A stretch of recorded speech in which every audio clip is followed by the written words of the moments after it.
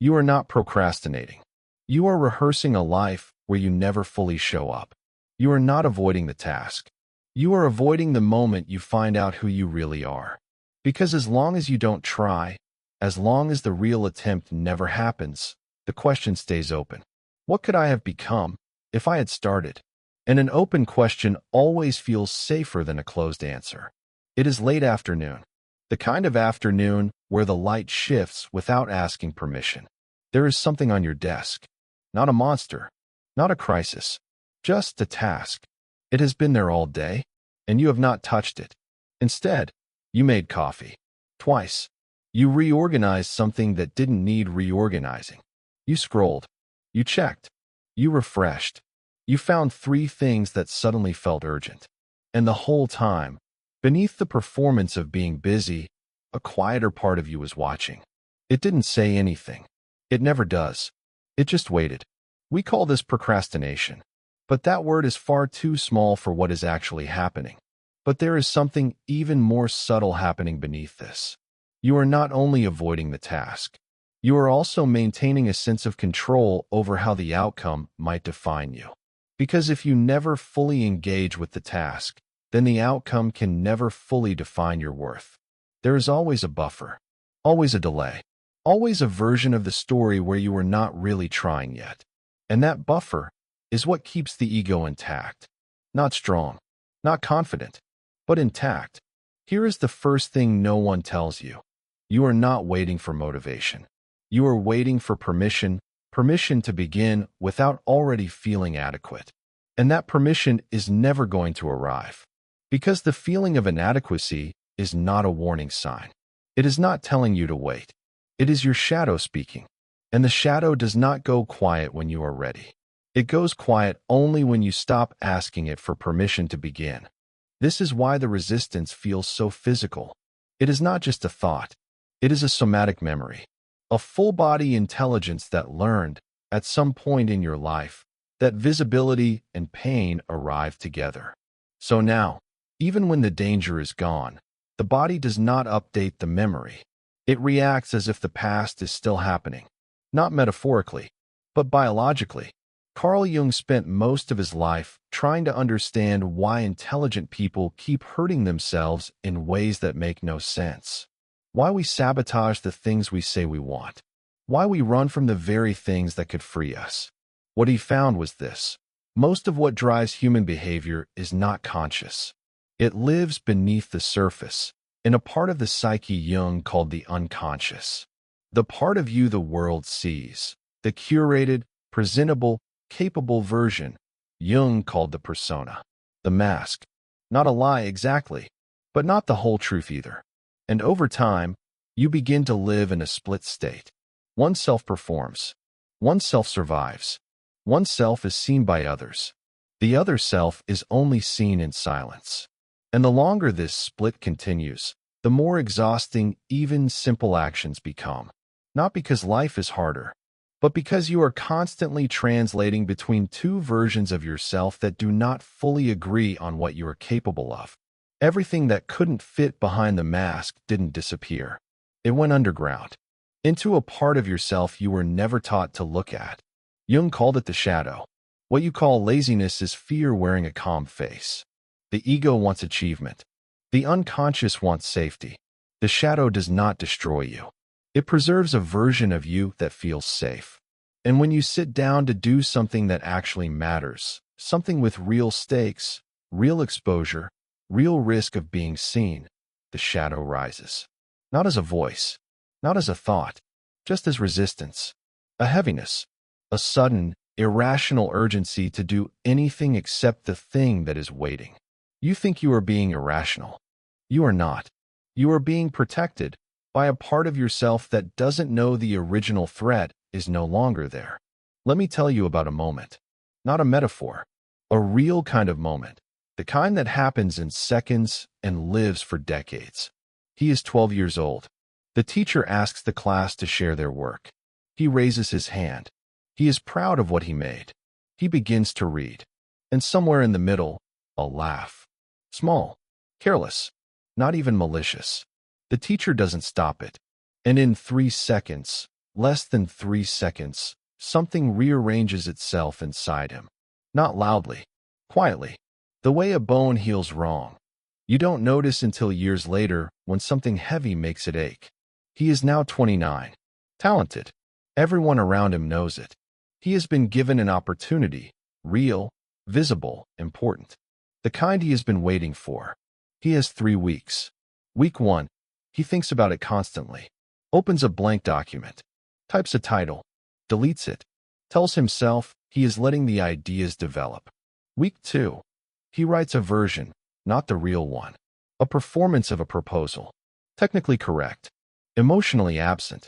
The kind that cannot really fail because it does not really try. He doesn't know he is doing this. And what is most dangerous is not the delay itself. It is what the delay teaches you about yourself. Each day that passes without action quietly strengthens a belief.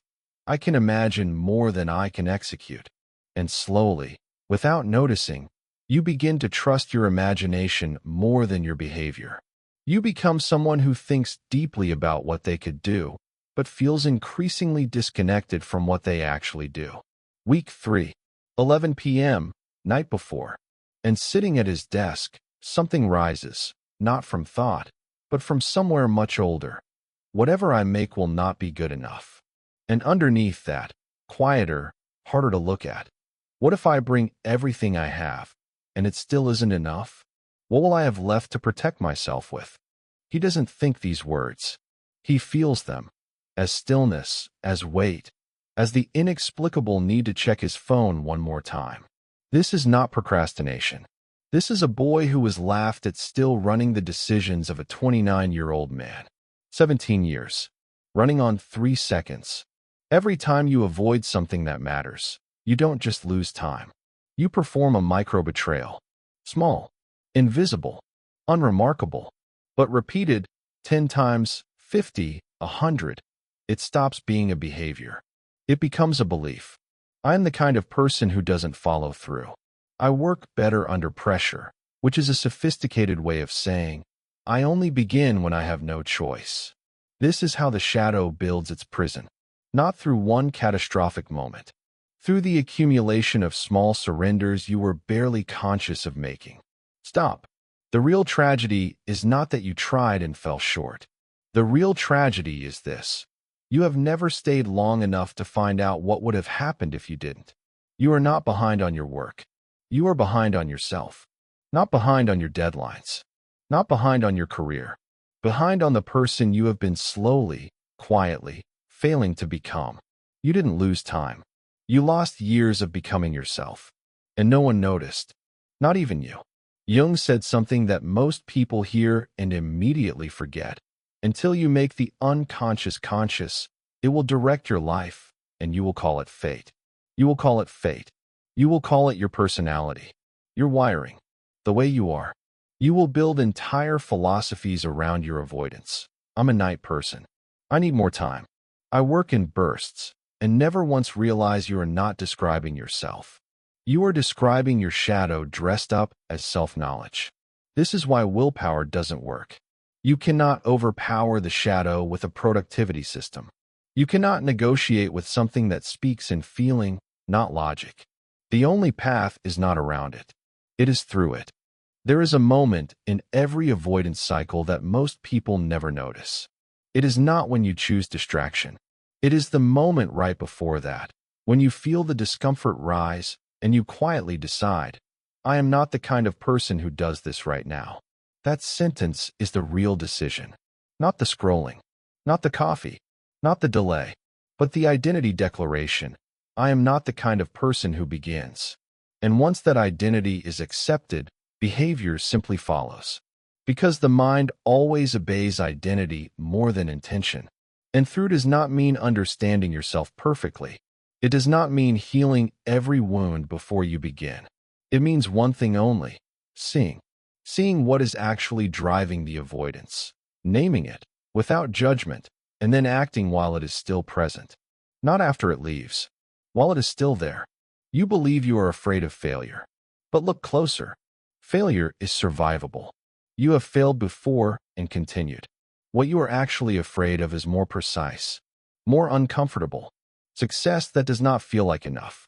Because if you bring everything, the real version of yourself, unprotected, and it still doesn't satisfy the voice inside you, then you will have nowhere left to hide. The excuse disappears. The dream gets tested. And what if it comes back smaller than you needed it to be? This is the real terror beneath procrastination. Not, what if I fail? But, what if I give everything I have, and it still isn't enough to silence the voice? And the shadow, sensing this, says, don't find out. Stay here. Stay almost. So what does breaking this cycle actually look like? Not a breakthrough. Not a montage. Not a moment where everything clarifies. It looks like this, 11:47 p.m. He is still at his desk. And instead of opening his phone, he sits with it. Not meditating. Not journaling. Not trying to feel better. Just sitting with the weight of it. And he asks himself, without judgment, without urgency, what am I actually afraid of right now? The answer doesn't come in words. It comes as an image, brief, almost embarrassing. A classroom, a laugh, a teacher who didn't stop it. And he thinks, that was 17 years ago. I have been making decisions for 17 years based on what a 12-year-old felt in 3 seconds. Something loosens. Not completely, not permanently, but enough. He opens the document. Not to write perfectly, not because the fear is gone, but because he has finally seen what the fear is, and seen, named, held in the light. It no longer controls him from the dark. He writes badly at first, then better. Not the safe version, the real one.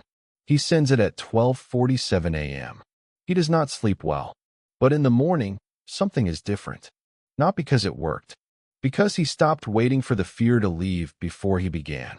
And perhaps the most difficult part is that nothing dramatic happens. No collapse. No obvious failure. Life continues normally. You still function. You still appear capable. You still meet expectations from the outside world.